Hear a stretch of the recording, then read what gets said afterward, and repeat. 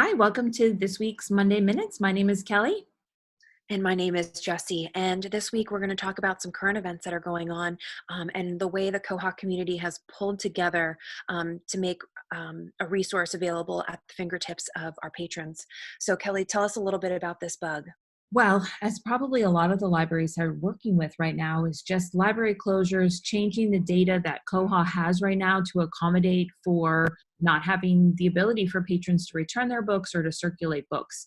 And so as Jessie was saying, the Koha community has really got together and wanted to push something that would enable the users of Koha to bulk change due dates, which prior to now has been a back end data issue. And I know that Bywater has helped a lot of libraries change due dates due to this COVID-19. And this is a powerful tool that we can now introduce in the next, I don't know, week or so. Okay, well, let's show them how to use it. Sounds good. So We're going to jump right into our tools module. And over here on the left, under our patrons in circulation, you're going to see right under batch patron modification, a new one that says batch extend due dates. So again, this is in the tools module, very easy.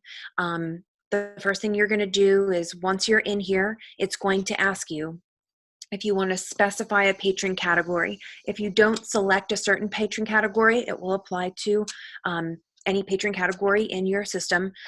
And then same thing, if you're a multi-branch system, of course, you can select which library branches you want to apply this to. If you're a single branch, you can just go through the same process for your patrons. And then the first thing we want to do is we want to select a date range. So this could be, we'll use COVID as the example. So this could be like the day that your library closed, and then extending that, whatever your longest period of checkouts could have been. So if somebody checked something out last night, if it was 21 days or 30 days or, whatever it may be, you could hit that longest streak in there. So for now, I'm just going to say, I want to do everything that's between these two due dates. So March 23rd to April 30th. And then down below, you have two options. So you can do a hard due date. So for any of our schools or academic partners, if you just want to push it through, to the beginning of the summer, the end of the summer, whatever it is, you can do that. Or you could add a number of days. So we could say 30 days, 60 days, 90 days, whatever we want. Once we hit that continue, we're going to be presented with a table. Now this table will tell us exactly what the due date was, and then you'll see on that last column what the new due date is. So you can see some of them had various ones here. We had some due on April 5th, some on the 2nd, the 1st, and then we can push that through and that will be the new one down there. Kelly, this looks very similar to our batch record. Absolutely. Batch item modification, batch item deletion. So again, if something was checked out on March 23rd, Koha would add 60 days to that. Up to checking out April 15th, they would add 60 days to that. So you can see that new due date has a various number of different days depending on when they actually were originally due. So I love the fact that you have two options, like a hard due date or, stagger them, because let me tell you, I'm sure these bigger libraries don't want everyone to have a hard due date to come into the library. They'd love to stagger them out. But when my library opens, I'll be anxious to get in there, won't you? Yeah, for sure.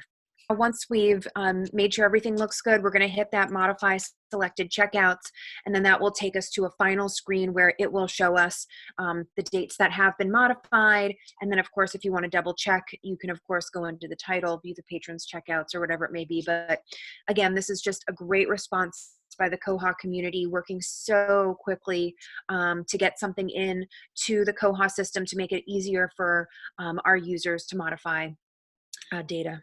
Yeah. Jessie, do you know if there's a staff permission that goes along with this? Things that tie into this, like permissions, holidays, and there is a section in the bug that says from our release manager that we will revisit this and polish it at a later date, but we just wanted to make this available now. Okay. Please feel free. This is definitely going to help a lot of libraries out there to be able to push due dates. And I think that's the primary goal for now. And after that, we'll make it better, right? Absolutely. So if anyone wants to check it out, it's 24846. And for all of our partners that are listening out there, we are going to apply this patch to your system, so you'll be able to use this. But it has been pushed to master for 2005. And then you can see, if you look at the comments below, it's also been backported to Awesome. older version. Oh, wow. Even to 1811. Perfect. Yeah. That way, if there are some users out there that are still on older releases, they'll be able to do it as well. Yeah, this is great.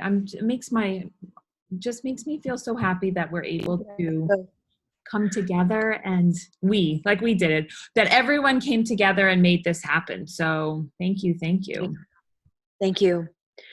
All right, everyone, stay safe and take care out there. We'll see you next week. See you next week.